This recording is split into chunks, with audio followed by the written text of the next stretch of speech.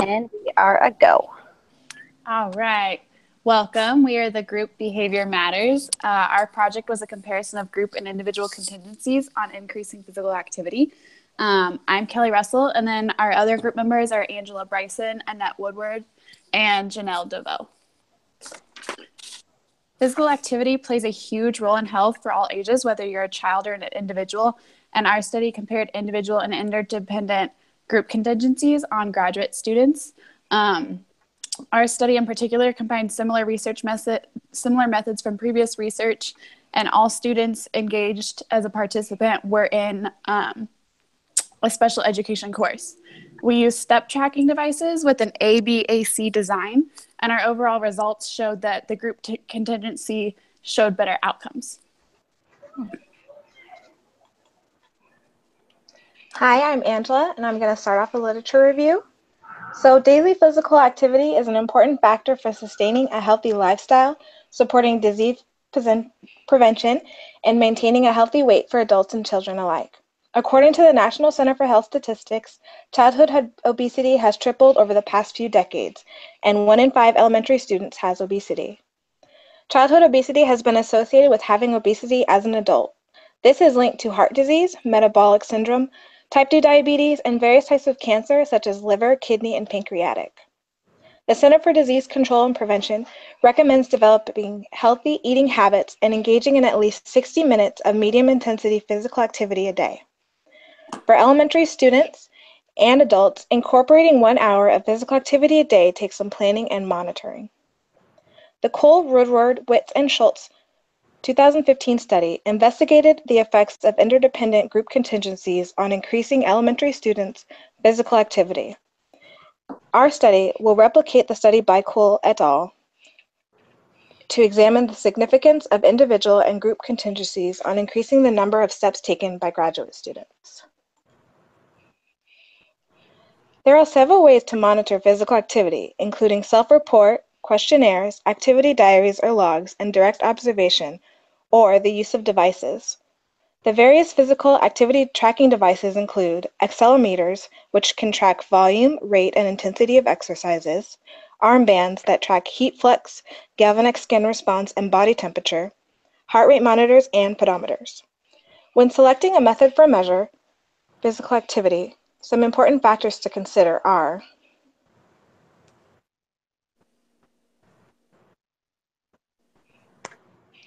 the cost to administer and track, the quality of physical activity measured, the objectivity of time and effort needed, and other specific method limitations.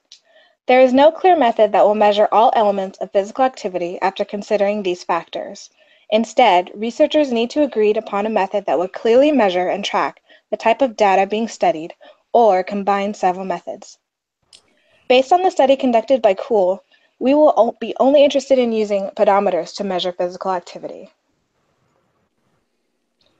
Pedometers can be a reliable method for tracking the number of steps taken. Single-function pedometers are sold in stores for as little as $5, making them cost-efficient, though they usually can only track the number of steps taken. Multifunctioning activity trackers, such as Fitbit, track heart rate, number of steps, and allow users to set and monitor physical activity goals. Other devices, such as smartphones and smartwatches, are often equipped with a pedometer. Users can also set and monitor goals, as well as track the number of steps, hourly heart rate, and detect activity acceleration. Motivation is a key factor in engaging in physical activities. Both children and adults will have limited success engaging in physical activity if they are not motivated to participate. Some important factors to consider are the social factors, individual differences, persistence, and intrinsic motivations when looking to increase an individual's physical activities. According to Ferris-Kagis and West 2000 study, the strongest predictor of success in physical activity was goal-oriented. Having a clear goal has shown to help increase physical activity. A current study conducted by Ball et al. In 2017 took 82 adults and asked them to increase their physical activity by 150 minutes a week. The intervention implemented the use of Fitbit devices to track the physical activity and rewards included gift cards, books, and a chance to win a tablet in a weekly drawing. The researchers concluded incentive-based interventions significantly increased the physical activity of adults, with at least 65% of the participants reaching their goal of 150 minutes a week. 20% of the participants greatly increased their physical activity by 252 minutes a week.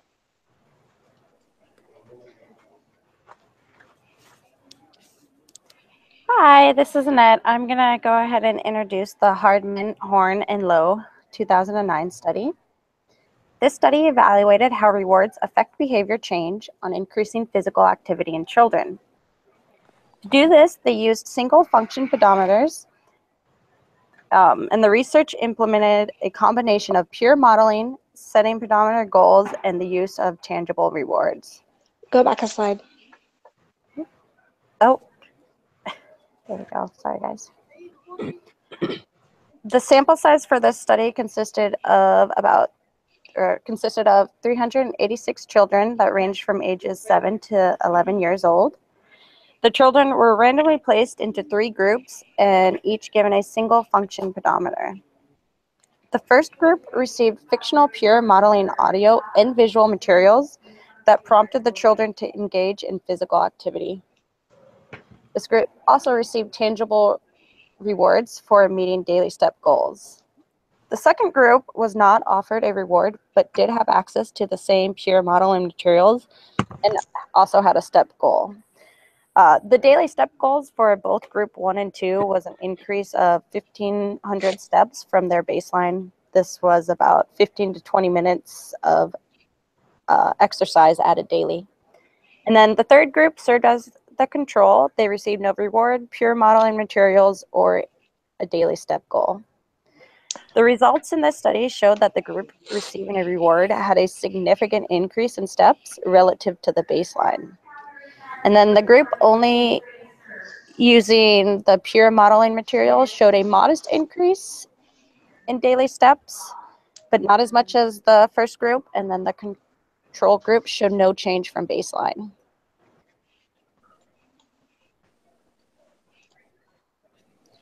In both the Hardman et al. Study and the Ball et al. Study, they found that for both adults and children, motivation was increased for receiving an appropriate reward to engaging in physical activities. And then back to Angela. Another behavior change intervention is group-oriented contingencies. These have been proven to be effective in changing the behavior of individual group members. The CWFIT program was created by Willis et al. In 2010. It is a class-wide function-based intervention team program that introduces multi-level group contingency program into classrooms. The focus is on decreasing problem behaviors during instruction and increasing engagement in other activities, like physical education class. The CWFIT program intervenes in the social aspect influencing behavior and acts as an alternative positive approach for instructors for behavioral support on both group and individual levels. The researchers were instructed to reward appropriate behaviors with points and instruct classmates to ignore inappropriate behaviors. The Hirsch et al. Study in 2016 used the CWFIT model to examine group contingencies on increasing physical activity in elementary school students.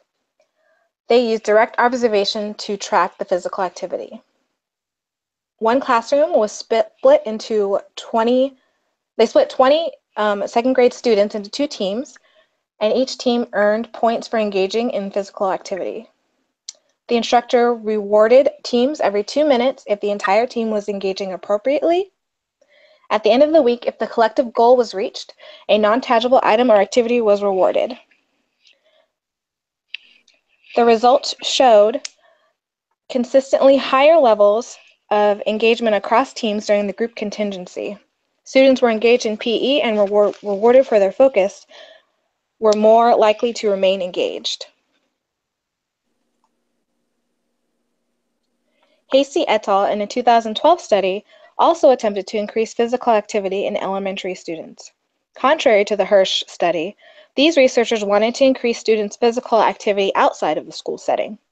Across 3 experimental conditions varying in levels of prompting, the researchers recorded the step count of 48 fourth graders using pedometers.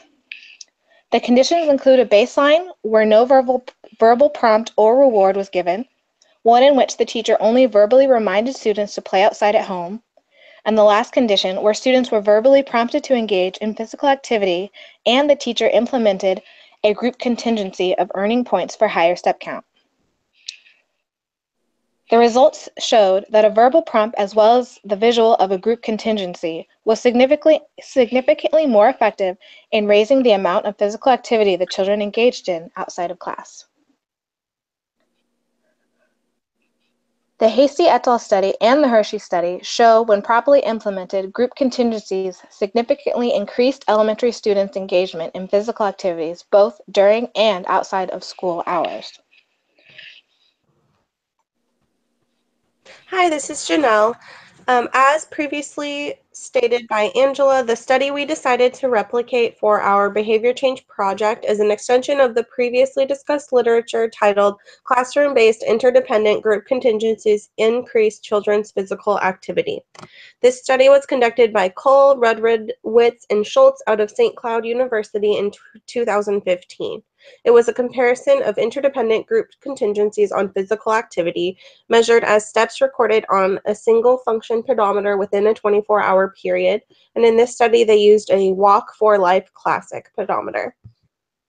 The participants consisted of 33 third grade, so the age range was 8 to 9-year-old students, in 2 general education classes. One classroom had 9 girls and 5 boys, one classroom had 9 girls and 9 boys. This study utilized an ABACX design, where A represented the baseline, B represented the cumulative classroom goal condition, C represents the individual goal condition, and X represents a replication of the most successful phase. The researchers in this study counterbalanced for treatment order across classrooms, so the order was reversed depending on the treatment conditions per classroom. In the case of this study, the individual goal setting was more effective than the cumulative goal setting, and it was determined that individual feedback was an important factor in increasing step count. Both classrooms chose extra recess, 15 minutes extra recess for the reinforcement, which was granted on Fridays. During baseline, participants' pedometers were masked with a sticker to prevent feedback. The classroom cumulative total goal was calculated by averaging the step count per participant per day from baseline plus 1,500, which is supposed to represent an extra 15 to 20 minutes of physical activity. Progress was displayed on a stepladder chart in front of the classroom, and pedometers were unmasked during this condition. During the individual goals condition, the pedometers were also unmasked, but goals were calculated as an average of each participant's individual daily steps during baseline plus 1,500. Researchers informed participants of their goal and placed a sticker with it over the pedometer's display so the participants could see their goal but not the current total number of steps. Praise was provided to individual participants who met their daily goals, and a neutral statement, such as "keep trying," was made to those who did not. The class earned extra recess on Fridays if 80% of the participants met their individual goals. For 4 weeks after intervention, the schedule of feedback was systematically thinned. Instead of setting goals and giving feedback every day, it went to 2 days and then every 4 days. Next, please. Thank you. The results of this study showed both individual and group contingencies increased step count above baseline. The mean step counts were highest in the individual goals conditions across classrooms, with 4,800 and 5,000 steps above baseline for each classroom, which amounted to approximately 60 minutes of added exercise per day. Other variables listed by the authors that may have influenced results, besides the different conditions, included the presence of a performance requirement, could have increased the step counts, automatically produced performance feedback, which was the pedometer count, researcher-based responses, so social praise and attention, and the neutral statements, and also the opportunity to access additional recess. The purpose of our study is to further examine the use of interdependent group contingencies and to examine their influence on increasing the number of daily steps taken by graduate students.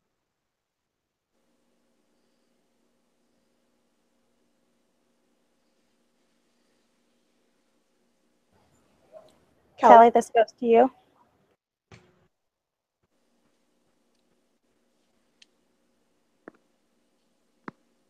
There we go. Oh my gosh, sorry. I was talking and then realized I was still muted. The method of our study consisted of 4 participants, all of which were women, ranging in age between 24 to 28 years of age.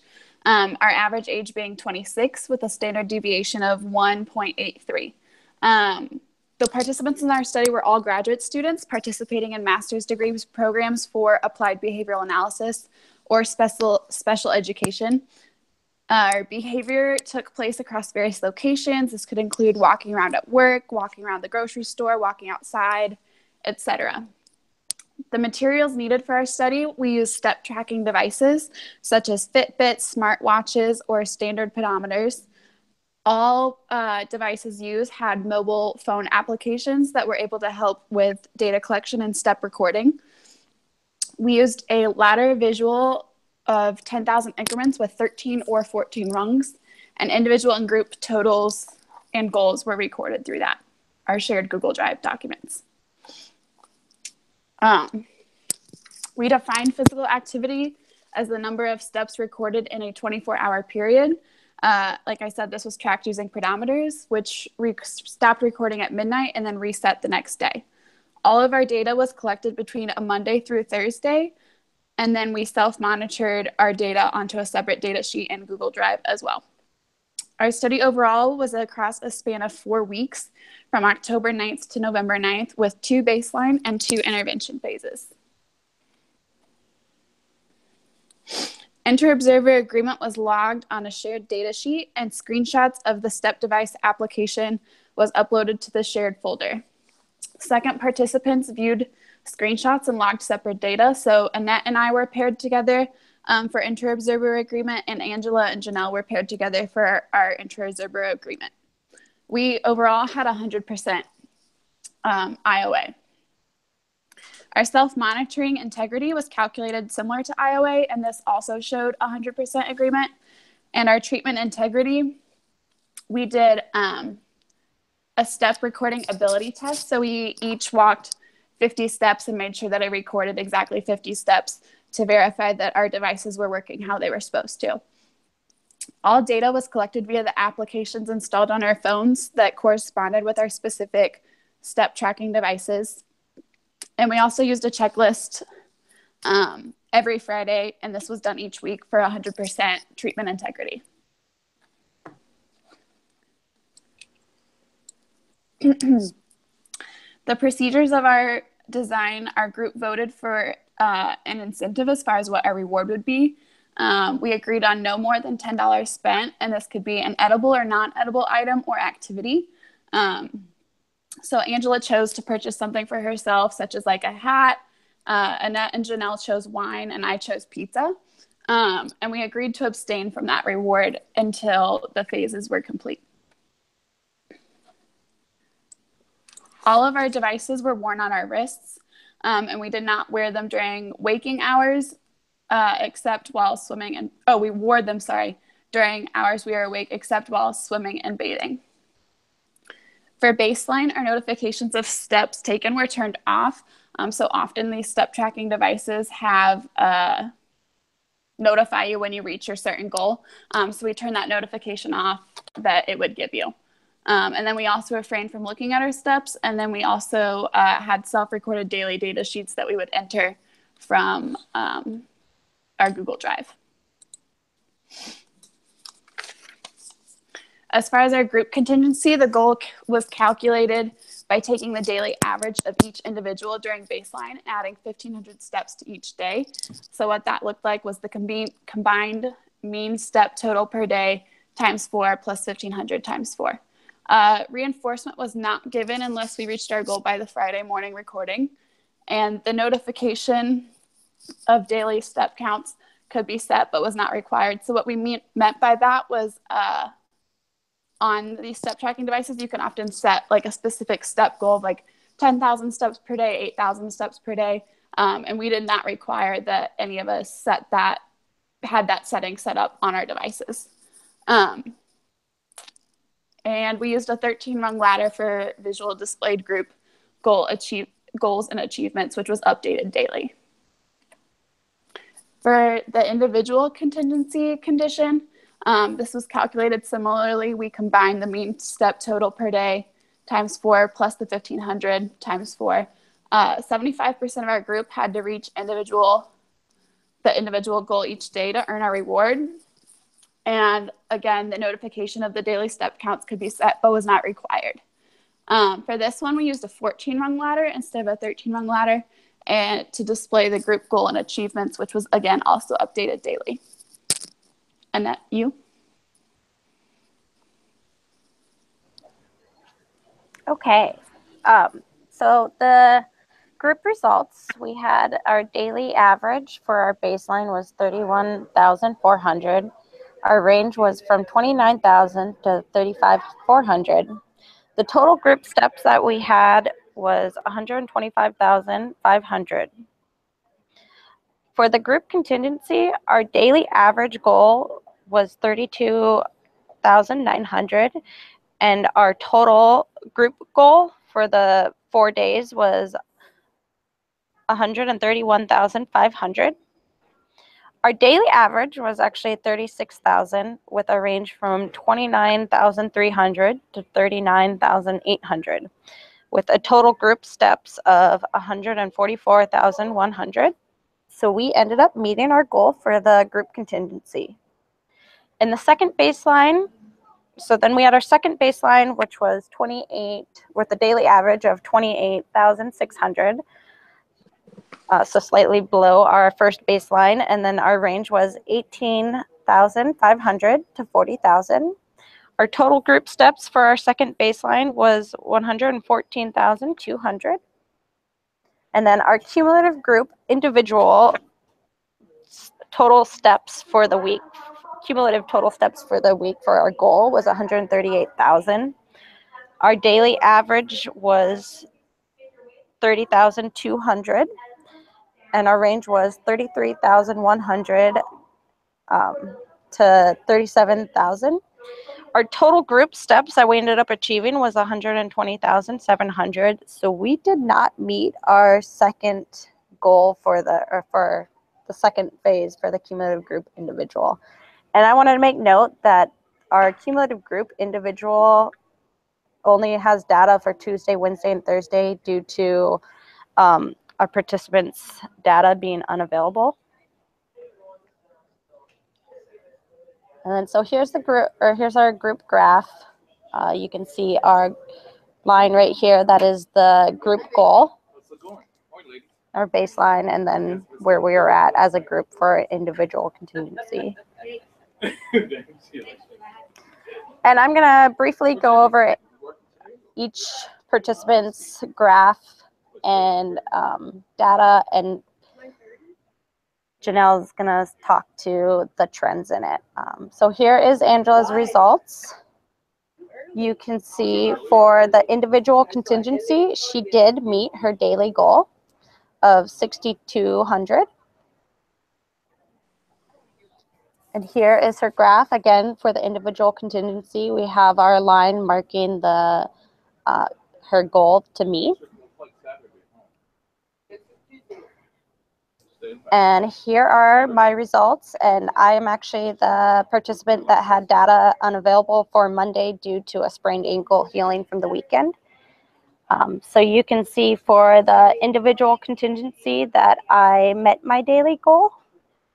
And if you look at the group contingency, I was actually below my daily average in the baseline.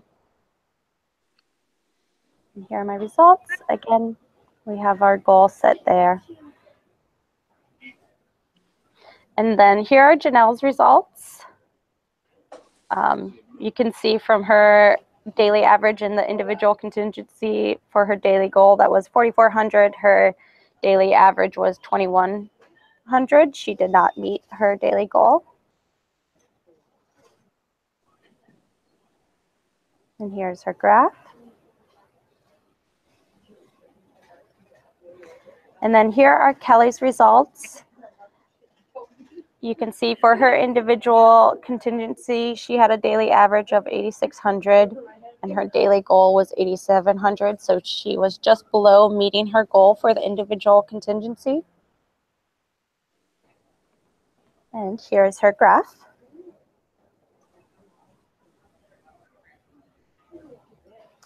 Then here is all of us enjoying our reward for the group contingency. We have our wine, our hat, and our pizza. And not enjoying our rewards for the individual contingency. Okay. Janelle, it's back to you. Hi, sorry. So for our study, our results had some similarities, but mostly differed from those of the original study. One of the biggest ones is that we did not have an X phase where we replicated the most effective treatment condition just for the sake of time. In the Cole study, participants had more steps in the individual goal condition than the cumulative goal condition, but in our study, the opposite effect was true. Also, in the Cole study, steps increased from baseline to treatment across classrooms, but in our study, only 3 out of 4 participants' steps increased from baseline to treatment. And as you can see, we did not have an X phase in our study. So we did have several limitations to our research for this project. One of the biggest ones was that we were using different step tracking devices. 2 participants used Fitbits, 1 used a smartwatch, and 1 used a single function pedometer. Locations and access, people were spread out and we could not run it completely blindly like the study. We didn't counterbalance our treatment conditions like the Cole study did, so we were all 4 of us were in each treatment condition at the same time.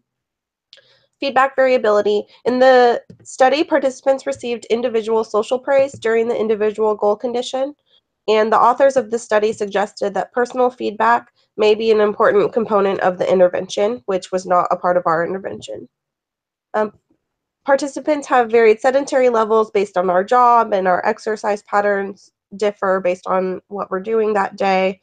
The rewards may be a limitation for our study because they may not have been motivating enough, or different rewards may have been differentially motivating depending on the participant.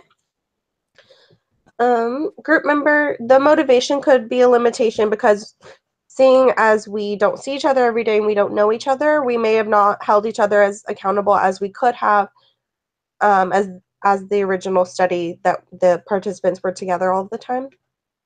Another limitation is that for our study, we wore the tracking devices on our wrists and the Cole participants wore theirs on their hip. So that may lead to miscalculated exercise. So like for us, it would be non-exercise movements counted as exercise possibly, and also very consistency, since some people wore them while they were sleeping and some people didn't. And then also 2 people had Fitbits, 1 had a smartwatch, and then mine was like a $5 tracker from Target that showed a decrease in my steps over time, and so it may not have been recording completely accurately.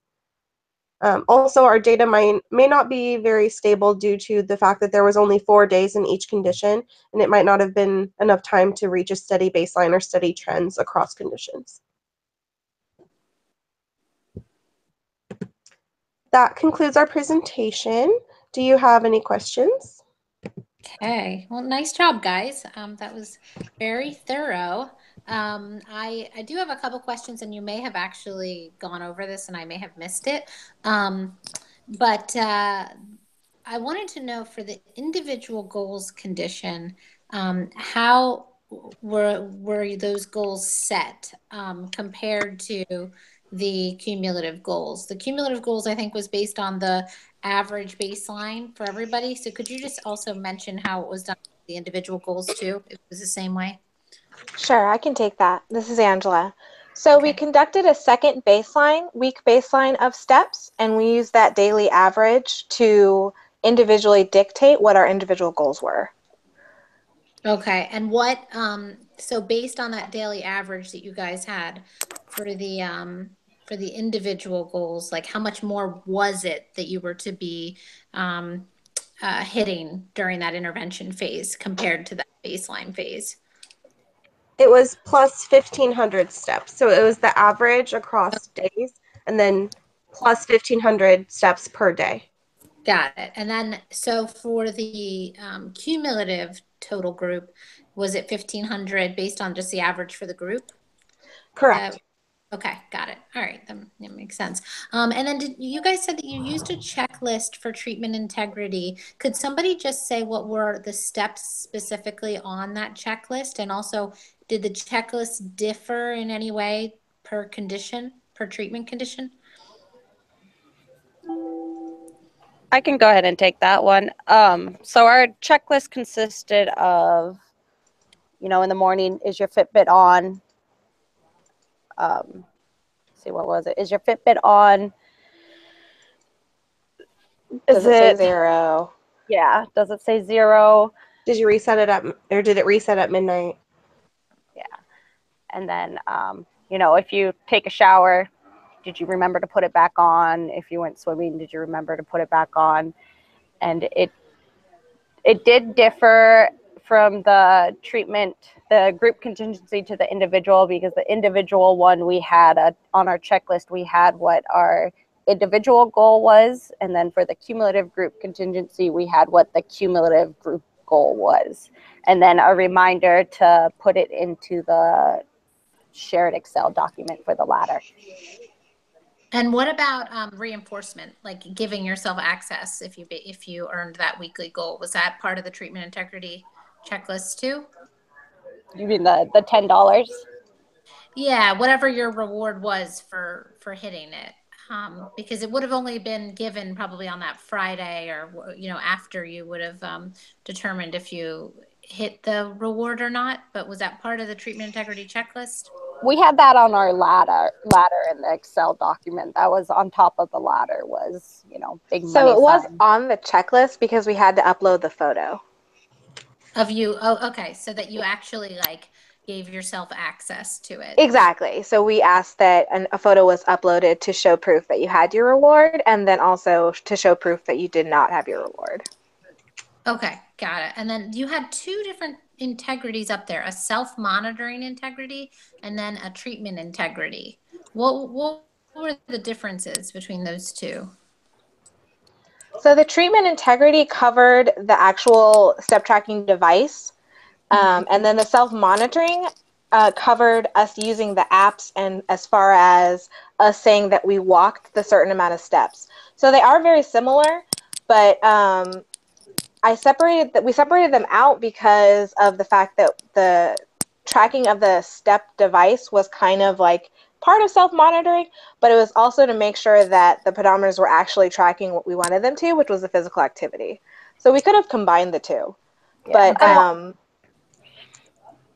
we also had on the self-monitoring, refrain from drinking wine, buying that hat, eating pizza. Yeah, I think you probably could have merged them. I think that probably it is important to make sure that you guys are measuring accurately, especially without having the same device. But also, hopefully, the IOA for whatever methods you guys used, it showed that it was 100%. So you guys probably had reliability there. Mm-hmm. But I do think that if it's refraining from not having access to the reinforcer during the week and stuff like that, you can probably count all of that under some of those steps for treatment integrity.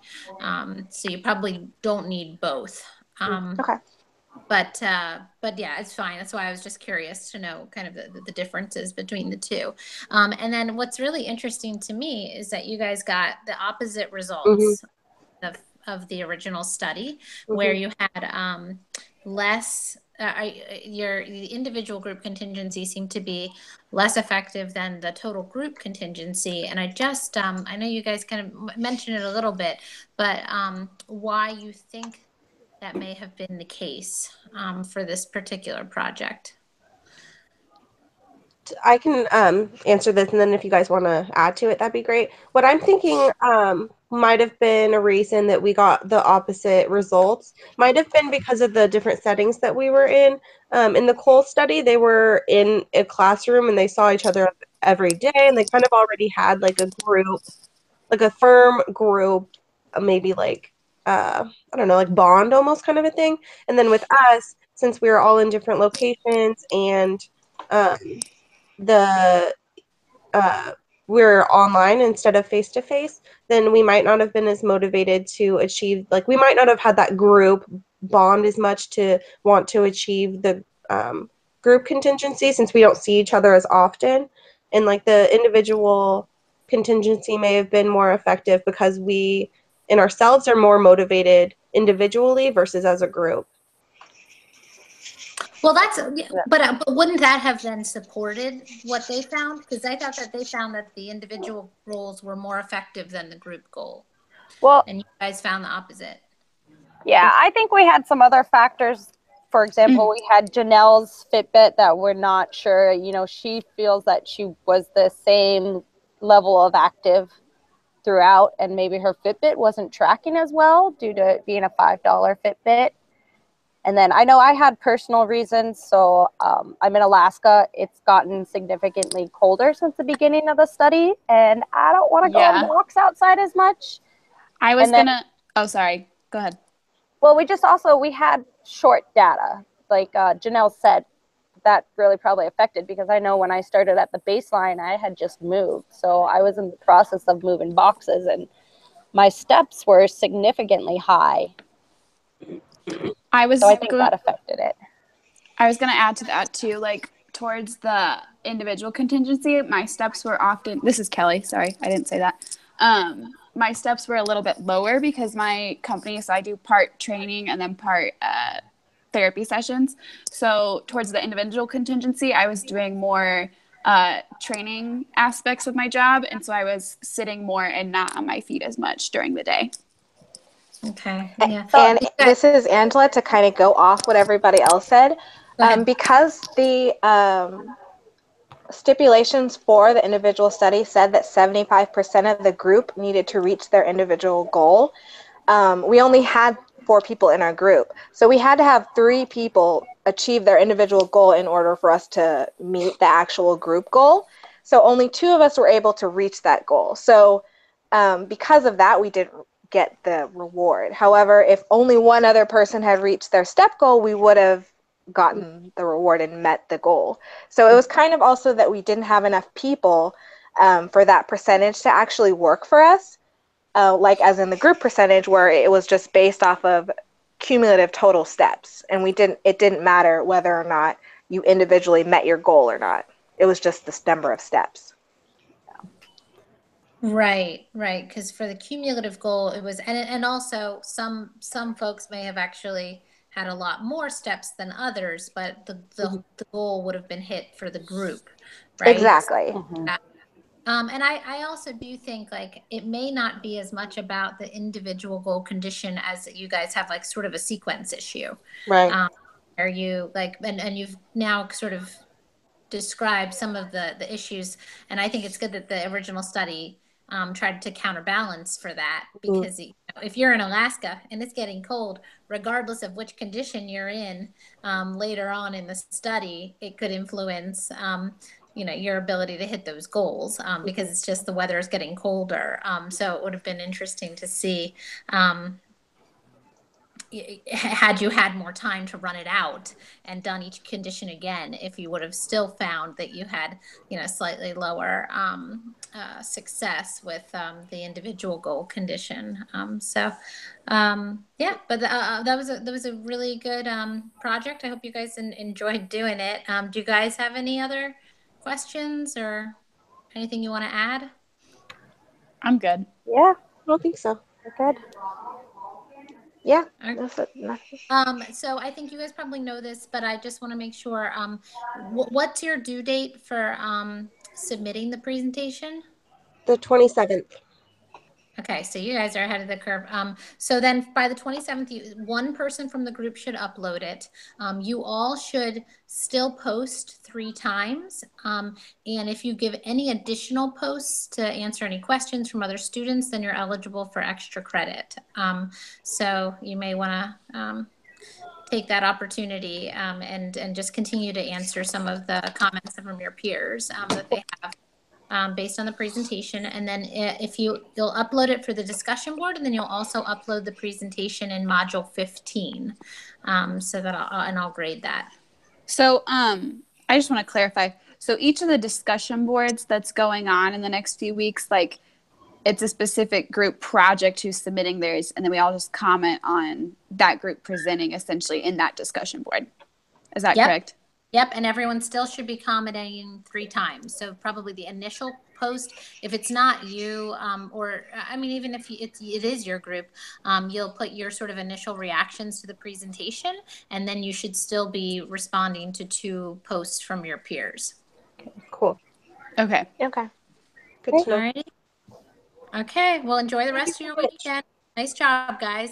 Thank you. Thank you. Thank you. Okay. Bye. Bye.